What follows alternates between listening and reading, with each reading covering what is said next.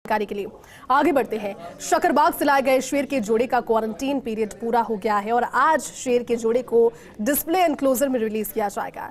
21 अक्टूबर को गुजरात के शकरबाग से जयपुर लाए गए थे। लॉयन सफारी में अब 3 एशियाटिक शेर शेरनी के दीदार हो सकेंगे। शकरबाग से लाए गए जोड़े और तारा को बारी बारी से लॉयन सफारी में छोड़ने की योजना है।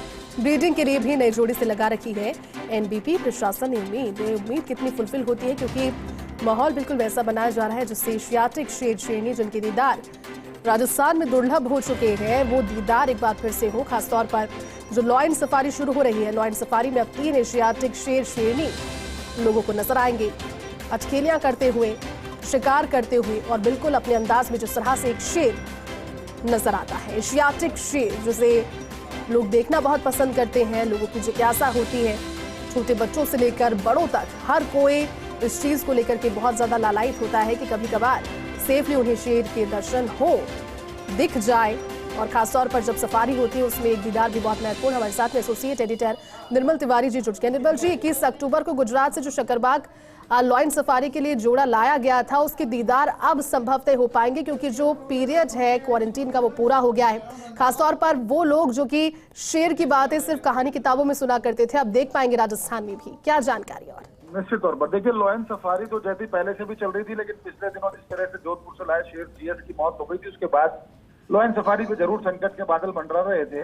लेकिन तारा नाम की जो एशियाटिक लॉयनेस थी उसको लेकर के लगातार 14-25 लगातार उससे लॉयन सफारी चलाई जा रही थी। लेकिन उसके बाद शकरबाग जो जू है गुजरात का, वहां से 21 अक्टूबर को एक एशियाटिक लॉयन और लॉयनस यानी एक शेर का जोड़ा लाया गया था और उस जोड़े का क्वारंटाइन पीरियड लगभग खत्म हो चुका है। आज दोपहर बाद उसको पहले तो उसको शेल्टर में उसमें जो एनक्लोजर है, डिस्प्ले एनक्लोजर, उसमें रिलीज किया जाएगा और उसके बाद उसको बारी बारी से एक बार तारा, एक बार जिस तरह से इनका जो नर शेर लाया वो, और एक बार जो शेर मिलेगा उसको बारी बारी से लॉयन सफारी के अंदर छोड़ा जाएगा। तो निश्चित तौर पर एक अच्छी खबर है और लगातार जो लॉयन सफारी को लेकर के जो समस्याएं थी वो दूर होती जा रही है और निश्चित तौर पर एक जल्द ही आज से पर्यटक जो इनका दीदार करते हैं। जय हिंद। बिल्कुल निर्मल जी, और क्योंकि आप पूरी जानकारी दे रहे हैं निर्मल जी, कब तक मानकर चले कि लोगों का जो इंतजार है वो खत्म हो जाएगा इन्हें देखने का सफारी के लिए, क्योंकि अभी एनक्लोजर में रखे जाएंगे?